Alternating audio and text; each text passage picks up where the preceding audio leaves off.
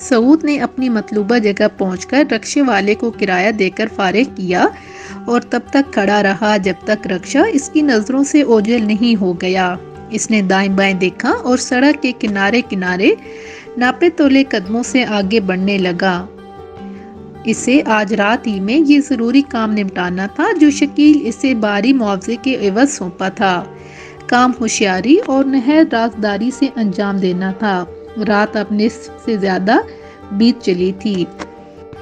ایک موڑ مڑنے کے بعد ہی اسے گاندھی ٹاؤن کے سرکاری ہسپتال کی وہ عمارت نظر آ گئی جس کے عقب میں مردہ خانے کی خاکستری دیوار نمایاں تھی۔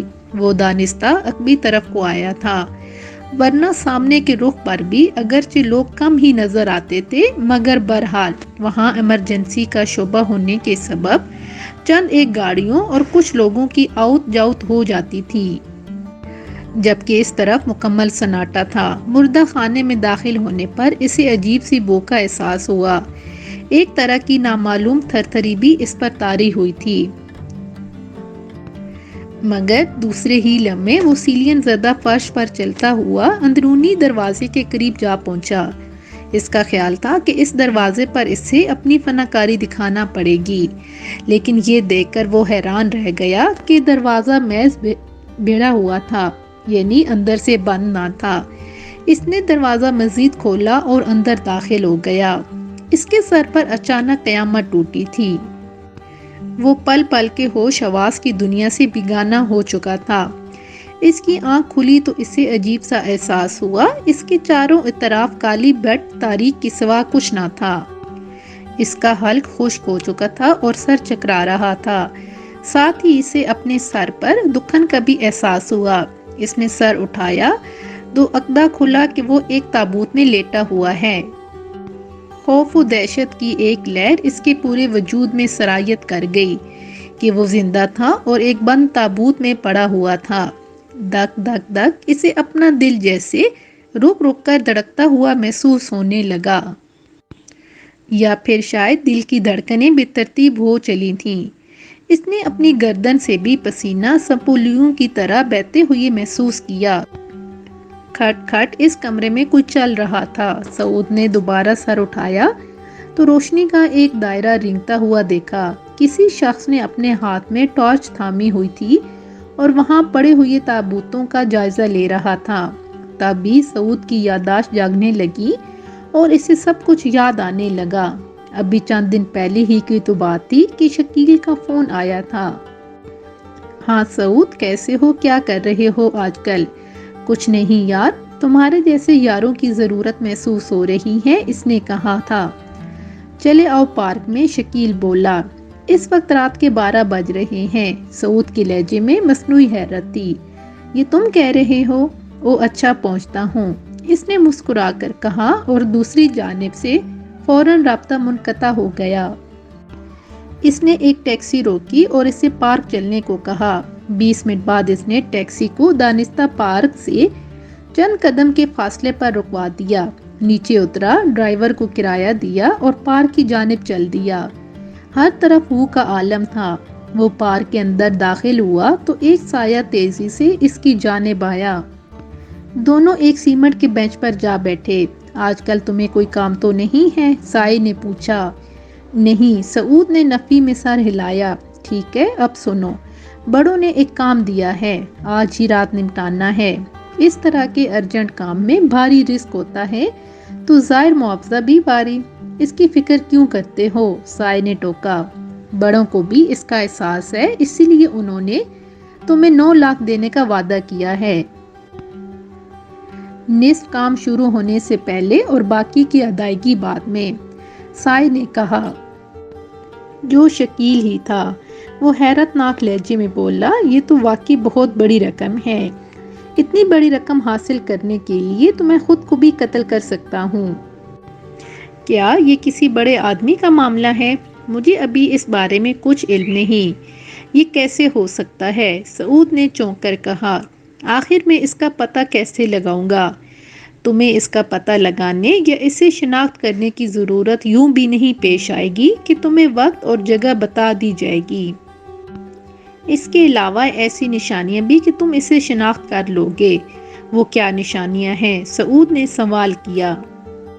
وہ تقریباً 6 فٹ کا ایک لمبا آدمی ہے۔ اس کا سر بالوں سے عاری ہے اور ایک ہاتھ بازو سے کٹا ہوا ہے۔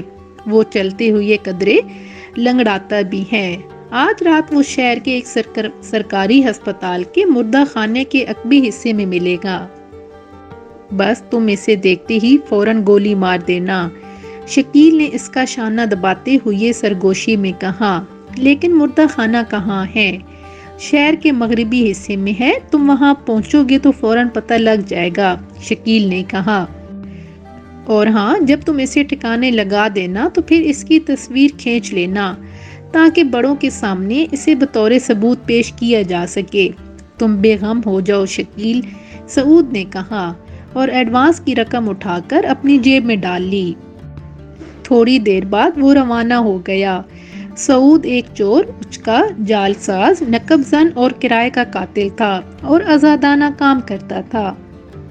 وہ اپنے ٹھکانے بدلتا رہتا تھا۔ وہ کسی گروپ کا حصہ بننا پسند نہیں کرتا تھا، اس طرح انہیں بھی باقاعدہ حصہ دینا پڑتا تھا۔ ایک بار وہ کسی لڑکی کے معاملے میں اپنے ایک رقیب کے ساتھ ہاتھا پائی کر رہا تھا کہ اس نے پستول نکال لیا، لیکن سعود اس سے زیادہ پھرتیلا ثابت ہوا۔ اس نے نہ صرف یہ کہ لات مار کر پسٹل گرا دیا بلکہ اپنا ریوالور نکال کر اس پر فائر بھی کر دیا۔ نتیجہ یہ ہوا کہ وہ تھوڑی دیر تڑپنے کے بعد ٹھنڈا ہو گیا۔ سعود کا خیال تھا کہ اسے کسی نے نہیں دیکھا اور وہ فرار ہو کر اپنی جان بچانے میں کامیاب ہو جائے گا، لیکن یہ اس کی بھول تھی، اسی لیے کہ شکیل نے اس واقعے کی تصویریں اتار لی تھیں۔ شکیل اس سے کام لیتا رہا۔ یوں سعود ایک پیشہ ور قاتل بن گیا۔ شکیل نے اس کی مجبوریوں سے فائدہ نہیں اٹھایا بلکہ اسے معاوضہ بھی ادا کیا۔ ایسا معاوضہ جسے وصول کرنے کے بعد اس کے حالات میں بہتری پیدا ہو گئی۔ ابتدا میں وہ بہت اچھا کودا تھا کہ وہ یہ کام نہیں کرے گا، لیکن شکیل نے اسے بتایا کہ جس شخص مختار شاہ کو اس نے محض اپنی ذاتی دشمنی کی بنا پر ٹھکانے لگا دیا ہے، وہ ان کے لیے کام کرتا تھا اور لوگوں کو قتل کرتا تھا۔ اسی لیے اب اسے یہ کام کرنا پڑے گا کیونکہ ممبئی میں کرائے کے قاتلوں کا پتہ لگانا بہت دشوار ہوتا تھا۔ یوں سعود مجبوراً کرائے کا قاتل بن گیا۔ اس کی وارداتوں کی خبریں اخبارات میں شائع ہونے لگی تو سعود کو اندازہ ہو گیا کہ وہ کسی گروپ کا اعلی کار بن چکا ہے۔ ایسے ہی ایک شخص کو ٹھکانے لگانے کے لیے وہ شہر کے مردہ خانے کے عقب میں گیا تھا۔ اس کا خیال تھا کہ یہ کام اس کے لیے بہت آسان ثابت ہوگا، اسی لیے کہ اس کا شکار ایک بازو سے محروم تھا اور ایک پاؤں سے لنگڑا کر بھی چلتا تھا، مگر وہ جس کام کو آسان سمجھ رہا تھا اس کے لیے دشوار گزار ثابت ہوا۔ اس نے سر اٹھا کر ایک بار اور دیکھا۔ اس حال نما کمرے میں تابوت ہی تابوت تھے، جس سے سعود نے اندازہ لگایا کہ وہ مردہ خانے میں پڑا ہے۔ اس لنگڑے شخص نے، جس کا بازو نہ تھا، ہاتھ میں دبی ہوئی ٹارچ اس تابوت پر رکھ دی جو ہال کے آخر میں رکھا تھا۔ اس کے بعد اس نے دائیں گوشے سے ایک کین اٹھایا اور اس میں بھرا ہوا پیٹرول تابوتوں پر چھٹکنے لگا۔ خوف و دہشت کی ایک لہر سعود کے جسم میں دوڑتی چلی گئی۔ ایک لمحے میں اس کی سمجھ میں آ گیا کہ وہ شخص اس مردہ خانے کو آگ لگانا چاہتا ہے۔ پیٹرول کی بو سے اسے زور سے چھینکیں آنے لگی۔ لنگڑا ان چھینکوں کو سن کر چونک گیا اور اس نے تابوت پر سے ٹارچ اٹھا کر اس کی طرف پھینکی۔ سعود چونکہ اونچا تھا، چنانچہ ٹارچ کی روشنی اس کی آنکھوں پر پڑی تو وہ چندیا گیا۔ کیا تم مردہ خانے میں آگ لگانا چاہتے ہو؟ اس نے سوال کیا۔ ہاں، اسی لیے کہ میں آگ کی کمائی کھاتا ہوں، اس نے کہا جیسے اس کا حلق خراب ہو اور اسے بولنے میں تکلیف ہو رہی ہو۔ آگ لگانا میرا پیشہ ہے۔ یہ تمہاری بدقسمتی ہے کہ تم اس معاملے میں آ کر پھنس گئے ہو۔ تم یہاں کیا کرنے آئے تھے اور تمہیں میری موجودگی کا پتہ کیسے لگ گیا؟ سعود نے پوچھا۔ حیرت انگیز طور پر میری سماعت بہت تیز ہے اور میں ہلکی سی آواز سننے پر قادر ہوں۔ جب میں مردہ خانے کا عقبی دروازہ کھول رہا تھا تو میں نے درختوں کی طرف سے ہلکی سرسراہٹ سنی۔ اس وقت ہوا بالکل نہیں چل رہی تھی، اسی لیے میں نے اندازہ لگا لیا کہ اس طرف تاریکی میں کوئی شخص ہے اور وہ تم تھے۔ اب یہ بتاؤ کہ اتنی رات گئے تم یہاں کیا کرنے آئے تھے؟ اس نے اب الٹا سوال داغ دیا اور خوفناک انداز میں سعود کی طرف دیکھنے لگا۔ میں تمہیں ایک نظر دیکھنا چاہتا تھا مگر تم اس دروازے سے اندر چلے گئے، دروازہ تم نے کھلا چھوڑ دیا تھا، اسی لیے میں دھوکا کھا گیا۔ میں نے دروازے پر پہنچ کر اندر جھانکا، اس کے بعد مجھے کچھ یاد نہیں رہا، سعود نے بےچارگی سے کہا، مگر مجھے سب کچھ یاد ہے۔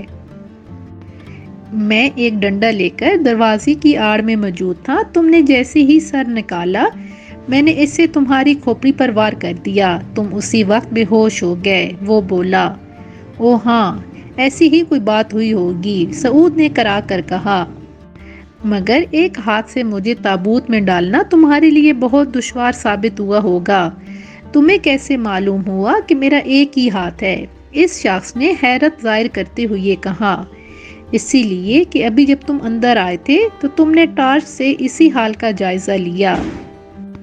اس کے بعد ٹارچ کو ایک تابوت پر رکھا، پھر پیٹرول کا کین اٹھایا اور پیٹرول مردہ خانے میں چھڑک دیا۔ تمہارا مشاہدہ بہت اچھا ہے لڑکے، اس نے تعریفی انداز میں کہا۔ تم نے میرا کیمرہ کہاں رکھ دیا؟ سعود نے سوال کیا۔ اس کے ساتھ دوسری قیمتی چیزیں بھی تھیں۔ ہاں وہ چیزیں تمہارے لیے قیمتی ہیں، اسی لیے کہ اس میں ایک پسٹل، ایک خنجر اور پھندا لگانے کے لیے رسی کا لچھا شامل ہے۔ وہ ہنس کر جواب میں بولا، بہرحال میں یہاں آگ لگانے کے بعد ہی وہ ساری چیزیں تمہارے تابوت کے نزدیک رکھ دوں گا۔ اس نے ایک لمحہ توقف کے بعد کہا، یہ تو میں پوچھنا بھول ہی گیا تھا کہ تم کون ہو اور کہاں سے آئے ہو؟ سعود نے سوچا، یوں ہاتھ پاؤں ہلائے بغیر مرنا مناسب نہیں، اگر مرنا ہی ہے تو پہلے اسے تھوڑی سی جدوجہد کرنی چاہیے۔ چنانچہ یہ سوچ کر وہ اچھل کر تابوت میں بیٹھا اور پھر کھڑا ہو گیا۔ ایک ہاتھ والا اس سے زیادہ ہوشیار تھا کیونکہ اس نے اپنی جیب سے سیاہ رنگ کا پستول نکال لیا تھا، اور دلچسپ بات یہ ہے کہ وہ پستول سعود ہی کا تھا۔ اپنی جگہ سے حرکت بھی مت کرنا، بہتر ہوگا اپنے ہاتھ سر پر رکھ لو۔ لنگڑا تہمکانہ بولا، میں تمہاری پسند کی موت کا انتظام کر سکتا ہوں۔ سعود نے اس کے حکم کی فوراً تعمیل کی، اسی لیے کہ اس کے ہاتھ میں پستول تھا اور اس کی انگلی ٹرائگر پر رکھی ہوئی تھی۔ ان چیزوں کی تمہارے پاس موجودگی ظاہر کرتی ہے کہ تم ایک پیشہ ور قاتل ہو۔ اب یہ بتاؤ کہ تم یہاں کیا کر رہے تھے؟ اس نے پوچھا۔ سعود نے سوچا کہ اس کا سابقہ ایک شاطر آدمی سے پڑ چکا ہے، اگر وہ فریب دینے کی کوشش کرے گا تو ناکام رہے گا، لہٰذا اس نے سچ بولنے کا فیصلہ کیا۔ تمہارا اندازہ درست ہے، میں ایک پیشہ ور قاتل ہوں اور تم کو ٹھکانے لگانے آیا تھا۔ کیوں؟ میں نے تمہارا کیا بگاڑا ہے؟ اس نے کہا، میں نے تو اس سے پہلے تمہاری صورت تک نہیں دیکھی، مجھے بھاری معاوضہ دے کر اس کام پر مامور کیا گیا ہے۔ تمہیں اس کام پر کس نے بھیجا ہے؟ ایک گروپ نے۔ اس کا سربراہ؟ اس نے سوال کیا۔ میں نے سربراہ کو آج تک نہیں دیکھا، اس کی آواز تک نہیں سنی، البتہ شکیل نامی ایک شخص سامنے آتا ہے اور وہی مجھ تک ان کے احکامات پہنچاتا ہے، سارا لین دین بھی اسی کے ذریعے سے ہوتا ہے۔ میں اس کمینے شکیل سے اچھی طرح واقف ہوں، تم اسی کا تذکرہ کر رہے ہو نا؟ مگر وہ مجھے کیوں قتل کرانا چاہتا ہے؟ میں نے تو کبھی اس کی مرغی تک بھی نہیں چوری کی۔ ہاں تھوڑی بہت کبھی تلخ کلامی ضرور ہوئی ہے، لیکن ایسی نہیں کہ وہ مجھے قتل کروانے پر تل جائے۔ وہ بھی ذاتی طور پر تمہیں قتل نہیں کرنا چاہتا، بلکہ ایک گروپ کے اشارے پر ایسا کر رہا ہے، سعود نے جواب میں کہا۔ کیا اس نے تمہیں میرے نام اور پتے سے آگاہ کیا تھا؟ نہیں، سعود نے نفی میں سر ہلایا اور آگے بولا، بلکہ انہوں نے تمہارا حلیہ مجھے بتایا تھا اور اس کے ساتھ یہ اطلاع دی تھی کہ تم کہاں مل سکتے ہو۔ میں گروپ اور اس کے بڑوں سے واقف ہوں، تھوڑی دیر بعد اس نے کہا، ان میں سے ایک ذاتی طور پر مجھ سے واقف ہے، یقیناً اس نے ہی شکیل کو حکم دیا ہوگا کہ مجھے ٹھکانے لگا دیا جائے، صرف وہی جانتا ہے کہ مجھے آگ لگانے کا شوق ہے۔ لیکن آگ لگانے سے ان لوگوں کو کیا ملتا ہے؟ انشورنس کی بھاری رقومات، بڑی کمپنیوں کا حساب آگ لگوا کر یہ لوگ ضائع کر دیا کرتے ہیں اور اس کے بعد کمپنیوں سے لاکھوں روپے وصول کر لیتے ہیں۔ کیا تم نے اکثر اخباروں میں نہیں پڑھا، فلاں جگہ آگ لگ گئی اور سارا آفس ریکارڈ آگ کھا گئی، وغیرہ وغیرہ۔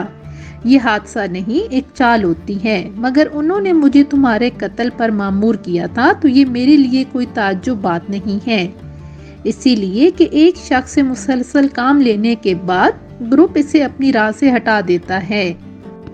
لیکن یہ تو سراسر زیادتی ہے، لنگڑے نے احتجاج کیا۔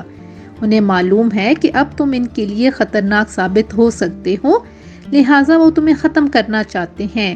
وہ بولا، تمہارا موکل کون ہے؟ ایک وکیل، لنگڑے نے تلخی سے کہا۔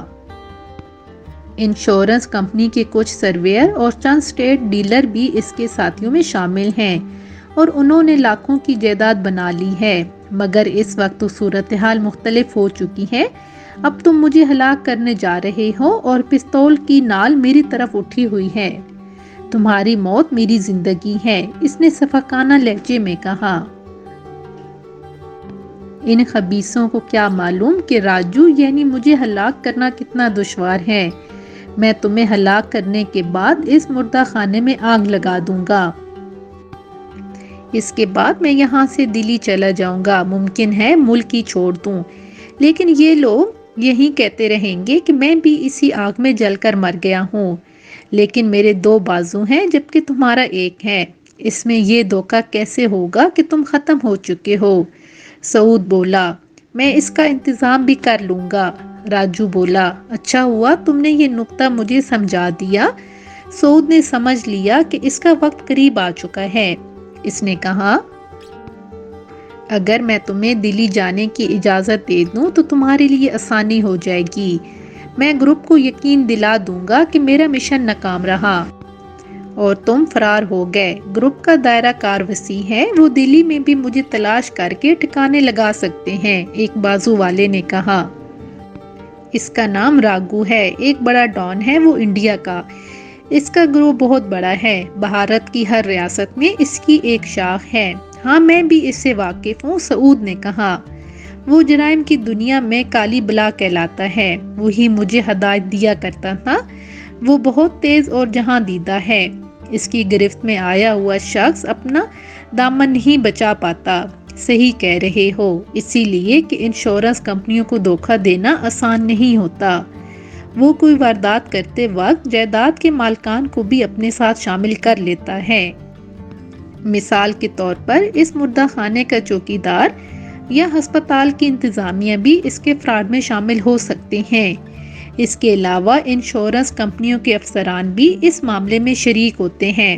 وہ پہلے یہ کرتے ہیں کہ جائیداد کی انشورنس کرتے وقت اس کی مالیت سے زیادہ قیمت کاغذ میں درج کر دیتے ہیں، پھر میں اس جائیداد کو آگ لگا دیتا ہوں۔ یہ اندازہ لگانے کے لیے کہ آگ لگنے سے مالک کو کتنا نقصان اٹھانا پڑا ہے، سرویئر کو بلایا جاتا ہے، وہ بھی اندر ہی اندر ان سے ملا ہوا ہوتا ہے اور اپنی قیمت وصول کر چکا ہوتا ہے۔ یوں وہ بھاری نقصان کی رپورٹ لکھتا ہے۔ مجبوراً انشورنس کمپنی کو سارے نقصان کی ادائیگی کرنی پڑتی ہے۔ اس کھیل میں تمہیں بھی معقوم رقم ملتی ہوگی۔ میرا اندازہ ہے کہ تقریباً تم 1/4 رقم وصول کرتے ہوگے، سعود نے کہا۔ نہیں، مجھے صرف 2% معاوضہ ملتا ہے، اس نے جواب میں کہا۔ راجو، اس سے پہلے کہ تم مجھے ہلاک کر دو، میں یہ کہنا چاہتا ہوں کہ شہر میں ہونے والی بیشتر آتش زنی کی وارداتوں میں تمہارا ہاتھ رہا ہوگا، سعود نے کہا۔ راجو کا چہرہ فخر اور مسرت سے جل اٹھا، اسی لہجے میں بولا، گزشتہ 5 سالوں میں اس شہر میں آتش زنی کی جتنی بھی وارداتیں ہوئی ہیں ان میں میرا ہی ہاتھ تھا، مگر میں پکڑا نہیں گیا۔ پھر وہ بتانے لگا، مثلاً اس نے ایک شاندار ہوٹل، 2 عمارتوں اور ایک شراب خانے کو خاکستر کیا ہے۔ اور اب تم اس مردہ خانے میں آگ لگانے جا رہے ہو، سعود نے کہا۔ وہ در حقیقت راجو کو باتوں میں لگا رہا تھا کہ وہ اپنے پستول کی طرف سے غافل ہو جائے۔ ہاں، یہ میری زندگی کا آخری کارنامہ ہوگا، اگرچہ مجھے ابھی تک معقول معاوضہ ادا نہیں کیا گیا، تاہم میں نے کچھ پس انداز کر لیا ہے اور اب میں کوئی چھوٹا سا کاروبار کر کے عزت کی زندگی گزاروں گا۔ تاہم اس بات پر مجھے افسوس ہے کہ آخری بار ایک پیشہ ور کو ہلاک کر رہا ہوں۔ اگر تم اجازت دو تو میں اپنے ہاتھ نیچے کر لوں، سعود نے کہا۔ تم جب مناسب سمجھنا مجھے گولی مار دینا، ٹھیک ہے؟ میں مرنے والے کی آخری خواہش بھی پوری کر دیتا ہوں، تم اپنے ہاتھ نیچے کر سکتے ہو۔ سعود نے اپنے ہاتھ نیچے کر لیے اور مٹھیوں کو کھولنے اور بند کرنے لگا۔ دوران خون رک رہا ہے، اسی لیے میں ایسا کر رہا ہوں، وہ بولا۔ ویسے مجھے چھوڑ دینا تمہارے حق میں بہتر ہوگا۔ وہ کیسے؟ گروپ کا ایک نمائندہ کل ہوٹل ڈی لکس میں مجھ سے ملاقات کرے گا اور تمہارے بارے میں رپورٹ لے گا۔ اگر میں نے اس سے ملاقات نہیں کی تو وہ یہ تاثر لے گا کہ کسی وجہ سے میں تمہیں ہلاک کرنے سے قاصر رہا ہوں، سعود نے وضاحت کی۔ راجو کے چہرے پر پہلی بار فکر کی لکیر ابھری۔ یہ بات واقعی پریشان کن تھی، تاہم میں تمہاری موت کو یقینی بنا سکتا ہوں، بشرطے تم اس کی اجازت دو، سعود نے کہا۔ میں اپنی ہی موت کی اجازت دوں؟ مگر تم کرنا کیا چاہتے ہو؟ راجو نے حیرت سے کہا اور اس کا پستول والا ہاتھ نیچے ہو گیا۔ سعود ایک پیشہ ور تھا، اسی لیے اسے اتنی ہی مہلت درکار تھی۔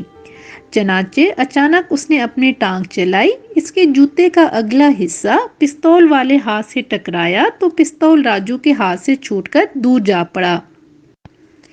اس کے بعد اس نے برق رفتاری سے راجو کا ہاتھ پکڑا اور اسے مروڑ دیا۔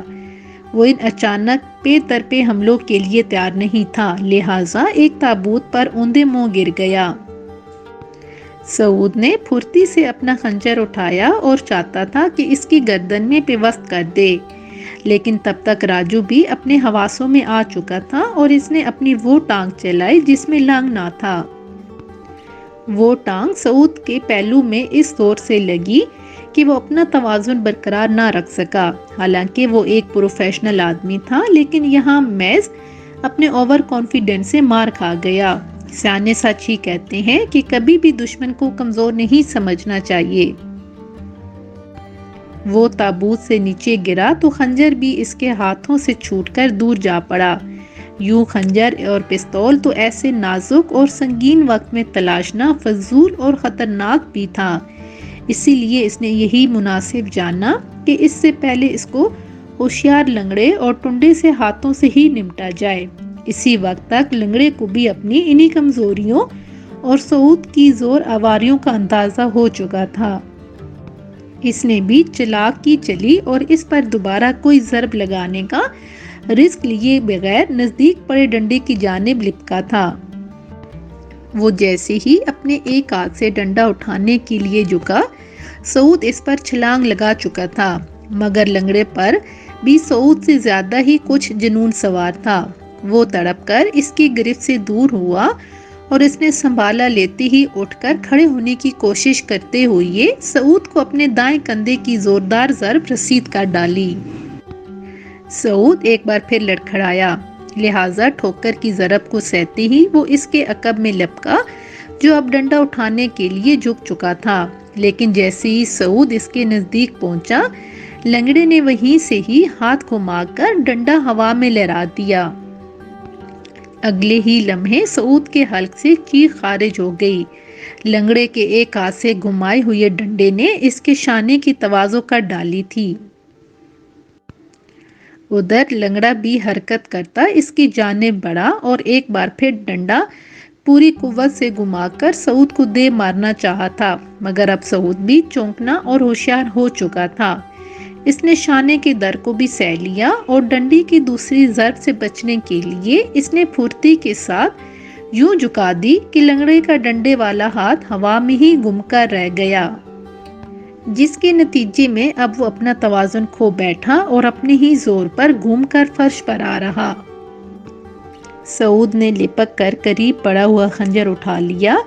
ادھر لنگڑا بھی اب حملہ کرنے کی پوزیشن میں نہیں رہا تھا، جس کا احساس اسے بھی ہو چکا تھا، لہٰذا وہ اپنی جان بچانے کے لیے دروازے کی جانب سرکنے لگا، مگر سعود اب اسے کہاں زندہ چھوڑنے والا تھا۔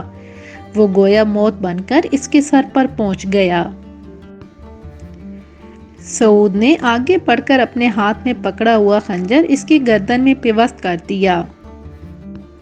دوسرے روز وہ ایک ریسٹورنٹ میں شکیل کے سامنے بیٹھا تھا۔ شکیل نے اس کے لیے کافی منگوائی تھی۔ کام ہو گیا؟ اس نے پوچھا۔ جواب میں سعود نے اپنے سمارٹ فون سے لی ہوئی تصویریں دکھاتے ہوئے ساتھ ہی جدید کیمرے سے کھینچی ہوئی تصویریں بھی نکال کر اسے تھما دیں۔ اب تم مطمئن ہو؟ سعود نے پوچھا۔ ہاں، اگر گروپ کا بڑا آدمی اس تصویر سے مطمئن نہ ہو تو آج کے اخبارات دیکھ لینا۔ باس تمہارے کام سے مطمئن ہے، اسی لیے اس نے تمہیں بقیہ رقم بھیجی ہے۔ شکیل نے ایک لفافہ اس کی طرف بڑھا دیا۔ تقریباً 1 مہینے کے بعد سعود راگو کے آفس میں داخل ہو گیا۔ اس نے اپنی آنکھیں چھپانے کے لیے ایک رنگین شیشوں والا چشمہ بھی لگا رکھا تھا۔ چونکہ وہ میک اپ میں تھا لیکن کوئی اسے پہچان نہیں سکتا تھا۔ اس نے اپنے دانے رخسار کے اندر سپنج کا ایک ٹکڑا بھی دبا رکھا تھا، جس سے اس کا ایک گال قدرے پھول گیا تھا اور اس کا چہرہ بدنما ہو گیا تھا۔ گروپ کے سربراہ کا استقبالیہ آفس خوبصورت فرنیچر سے مزین تھا۔ چند منٹ انتظار کرنے کے بعد اس نے استقبالیہ ڈیسک پر موجود لڑکی سے کہا، مجھے شفیق کہتے ہیں، مسٹر راگو کے ساتھ میری ملاقات طے ہے، کیا تم انہیں آگاہ کر سکتی ہو؟ استقبالیہ گرل نے اپنی ڈائری اٹھا کر اس کے ورق پلٹے، پھر سر ہلا کر بولی، ہاں تم نے وقت لے رکھا ہے، ٹھیک ہے میرے پیچھے آ جاؤ، وہ بولی۔ اس نے ایک آفس تک مسعود کی رہنمائی کی اور واپس ہو گئی۔ مسٹر شفیق، تم اپنے کسی موکل کی جائیداد کے بارے میں بات کرنا چاہتے ہو؟ اس نے بیٹھی ہوئی آواز میں کہا۔ سعود نے اپنا بریف کیس میز پر رکھتے ہوئے کہا، میرا خیال ہے مجھے موکل کی بجائے ملازم کہنا چاہیے تھا۔ ملازم؟ راگو چونکا۔ ہاں، میں ایک دراز قدامت شخص کی بات کر رہا ہوں جس کا ایک بازو نہ ہے، اس کا نام راجو ہے۔ مگر میں نے ایسے کسی شخص کے بارے میں نہیں سنا، وہ کبھی میرا ملازم نہیں رہا، اس نے شانے اچکا کر کہا۔ مگر مجھے اس کے بارے میں جو معلومات ہیں وہ مختلف ہیں۔ تمہاری معلومات کا ذریعہ کیا ہے؟ خود راجو۔ اس کا کہنا تھا کہ اس نے تمہاری فارم میں کافی عرصے تک کام کیا تھا۔ یہ سن کر راگو کے ہونٹوں پر مسکراہٹ پھیل گئی۔ وہ بولا، اس نام کا کوئی شخص میرا ملازم نہیں رہا اور نہ میں اس سے جانتا ہوں، اسی لیے اب تم جا سکتے ہو، میرا وقت بہت قیمتی ہے۔ سعود بدستور اسی طرح جمع بیٹھا رہا، پھر سنجیدگی سے بولا، راجو نے مجھے بتا دیا تھا کہ تم اس سے خاص قسم کا کام لیا کرتے تھے۔ وہ ڈرامائی انداز میں بولا، اس نے تمہیں بے وقوف بنایا ہے، راگو نے جواب میں مطمئن لہجے میں کہا، لیکن صاف معلوم ہوتا تھا کہ وہ اپنے غصے کو دبا رہا ہے۔ کیا اس نے خاص کاموں کی تفصیلات بتائی تھی؟ وہ تمہاری ہدایت پر آگ لگایا کرتا تھا۔ سعود نے سکون سے کہا، تم مجھ پر الزام لگا رہے ہو، راگو نے ناگواری سے کہا، اور اس سلسلے میں تم پر حتیٰ کی عزت کا مقدمہ بھی کر سکتا ہوں۔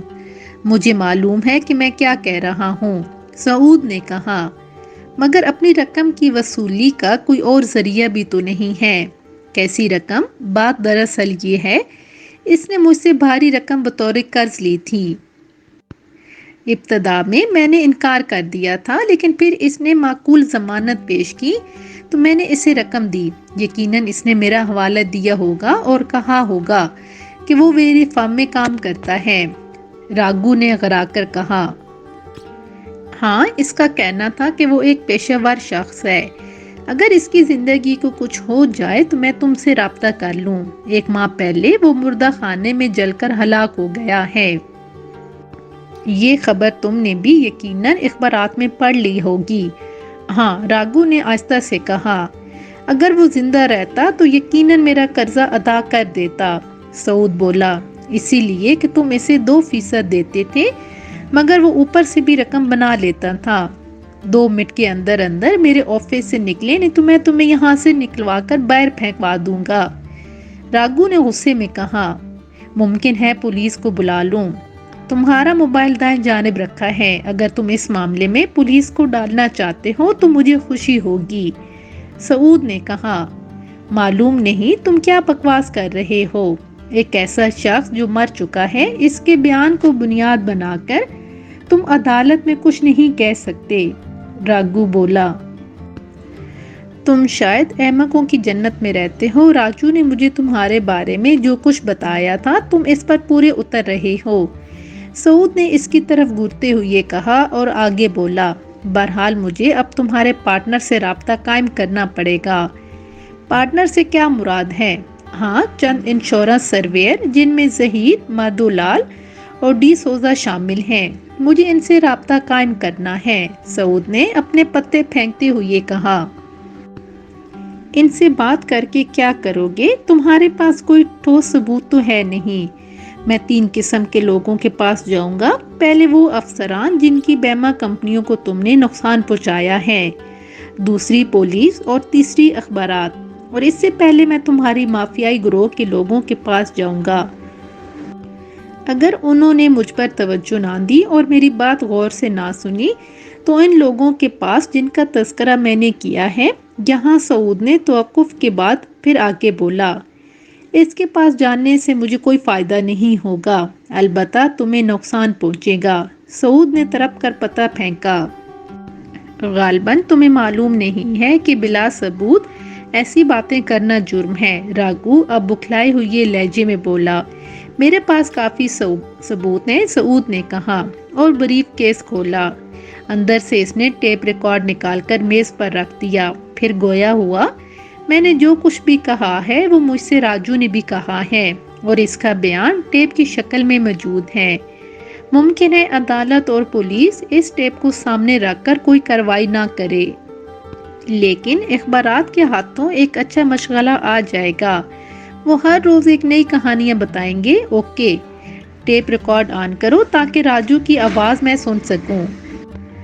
راگو نے کہا، شور۔ سعود بولا اور پھر ٹیپ ریکارڈ آن کر دیا۔ ٹیپ ریکارڈ کے اندر سے راجو کی آواز ابھرنے لگی۔ سعود نے کافی محنت کر کے راجو کی آواز میں وہ بیان ریکارڈ کیا تھا۔ اسے سن کر کوئی یہ نہیں کہہ سکتا تھا کہ وہ نقلی آواز ہے۔ راگو کا چہرہ پسینے سے ڈوب گیا اور اس کی حالت غیر ہونے لگی۔ مجھے راجو کہتے ہیں، میں یہ بیان اپنی مرضی سے دے رہا ہوں۔ میں نے شفیق سے ایک بھاری رقم بطور قرض لی ہے۔ اپنا یہ بیان بطور ضمانت میں اس کے پاس رکھوا رہا ہوں کہ میں راگو نامی قانونی دان کے لیے کام کرتا ہوں اور اس کے اشارے پر کئی عمارتوں میں آگ لگا چکا ہوں تاکہ وہ بند کرو اسے، راگو نے کہا، مگر اس کے لہجے میں سختی نہیں تھی۔ سعود نے ٹیپ ریکارڈ آف کر دیا۔ بتاؤ، راجو نے تم سے کتنی رقم قرض لی تھی؟ بالآخر راگو نے سوال کیا اور اسے گھورنے لگا۔ 25 لاکھ، راگو خشک آواز میں بولا۔ سعود نے کہا، اب تم عقل مندی سے کام لے رہے ہو۔ اس نے اتنی بڑی رقم آخر کسی مقصد کے تحت لی تھی؟ میں اس بارے میں کچھ نہیں بتا سکتا، راگو نے بیچارگی ظاہر کی۔ پھر کچھ دیر بعد بولا، ٹھیک ہے، یقیناً تمہارے پاس اس ٹیپ کی ایک اور کاپی موجود ہوگی۔ ہاں ٹھیک ہے، تم اس کی کاپی اور اصل لے آنا، میں رقم ادا کر دوں گا، وہ بولا اور سعود کو گھورنے لگا۔ 1 ہفتہ بعد راگو نے سعود کو شفیق نامی آدمی کا حلیہ بتا کر ہدایت دی کہ اس شخص کو قتل کر دیا جائے۔ سعود کو اس بات پر حیرت نہیں ہوئی اور اس نے خوشی خوشی یہ معاہدہ کر لیا کہ اس کا کاروبار اسی طرح چلتا تھا۔